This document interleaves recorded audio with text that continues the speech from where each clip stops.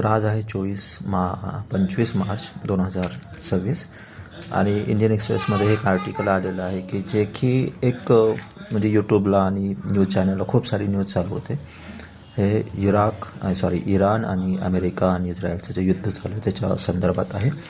तर याच्यामध्ये काय झालं की अमेरिकेचं जे एक खूप ॲडव्हान्स फायटर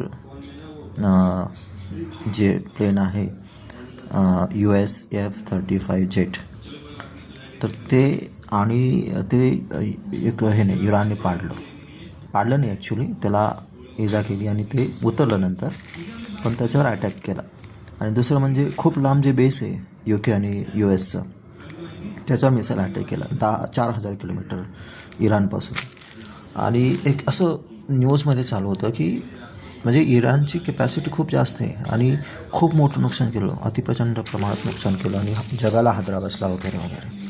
आता हे जे आहेत व्यक्ती, तर हे रिटायर्ड ऑफिसर्स आहे, आर्मीमधले आहेत. तर फॉर्मर चीफ ऑफ एअर स्टाफमधले. तर यांनी काय सांगितलं, म्हणजे याने पर्स्पेक्टिव्ह कसा चेंज होतो त्याच्यामधले जर एक्सपर्ट्स आले तर हे इथं दाखवतं की यांनी असं सांगितलं की ठीक आहे त्यांनी ते पाडलं, पण काय झालेलं आहे की 5,700 ते 7,600 एवढं ते त्यांचं हे झालं. आय मीन US आणि इस्रायलने त्याचे जेट्स वगैरे गेले ते सगळं, आणि त्याच्यातून एक हिट झालं, एकच.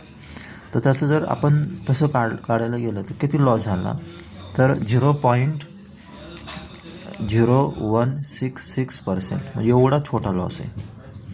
आणि हे कम्पेअर केलं आपलं इंडियाचं जे वार झालं होतं 1971 सालचं, तर 0.85% लॉस झाला होता. म्हणजे एक सायकोलॉजिकल पण असं असतं की एकच विमानला अटॅक झाला तर त्याच्यावर असं की खूप मोठं नुकसान झालं आणि खूपच सिरियस झालं वगैरे. पण लॉसच्या हिशोबाने जर काढलं तर 0.0166%. म्हणजे हे आर्टिकल काय दाखवतं की एकतर त्याच्यामधलं एक्सपर्टची का गरज असते आणि हे वेगळा अँगल कसं असतो एखाद्या गोष्टीला. तर हे एक वेगळी गोष्ट आहे, युद्ध चालू आहे, बरोबर आहे, चुकीचं आहे, कोण आहे पॉवरफुल वगैरे वगैरे. पण ह्याच्यामधला जो अँगल आहे तर ह्या आर्टिकलमधून दाखवतो की वेगवेगळे लोक, स्पेशली एक्सपर्ट त्याच्यामध्ये कसे बघतात.